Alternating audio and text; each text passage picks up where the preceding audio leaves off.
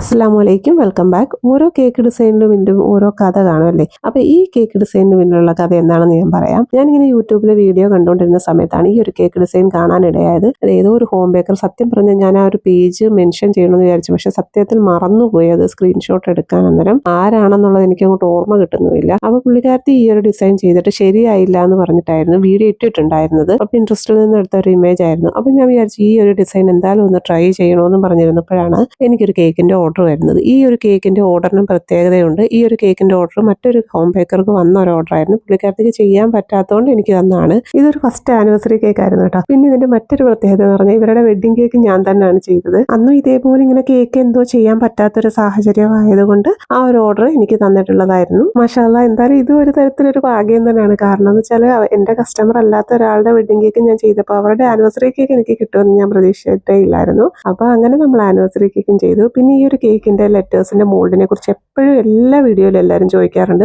ഈ ഒരു മോൾഡിനെ കുറിച്ച് ഡീറ്റെയിൽഡ് ആയിട്ട് ഞാൻ പ്രീവിയസ് വീഡിയോസിലെല്ലാം പറഞ്ഞിട്ടുമുണ്ട്. അത് ആ ഒരു മോൾഡ് കാണിച്ചിട്ടുമുണ്ട്. ചിലപ്പോൾ ആ വീഡിയോ കാണാത്തവരായിരിക്കും പിന്നെയും ഇങ്ങനെ കമന്റ് ചെയ്യുന്നത്. ഈ ഒരു പ്രോഡക്റ്റിന്റെ ലിങ്ക് ആണ് പലരും ചോദിക്കുന്നത്. ഈ ഒരു പ്രോഡക്റ്റ് നമ്മുടെ ഷോപ്പ് തുടങ്ങിയ സമയത്ത് വന്നിട്ടുള്ളതായിരുന്നു. ഇപ്പോൾ ഇത് അവൈലബിൾ അല്ല. ഞാൻ എന്തായാലും ഈ പ്രോഡക്റ്റിന്റെ ലിങ്ക് ഫ്ലിപ്കാർട്ടിൽ ഉണ്ടെന്നുണ്ടെങ്കിൽ ഈ വീഡിയോയിൽ ടാഗ് ചെയ്തേക്കാം. നിങ്ങൾ അങ്ങനെ പർച്ചേസ് ചെയ്താൽ മതി. അപ്പോൾ കേക്ക് ഡിസൈൻ ഇഷ്ടമായ വീഡിയോ ലൈക്ക് ചെയ്യാനും ചാനൽ ഫോളോ ചെയ്യാനും മറക്കണ്ട. Thank you for watching.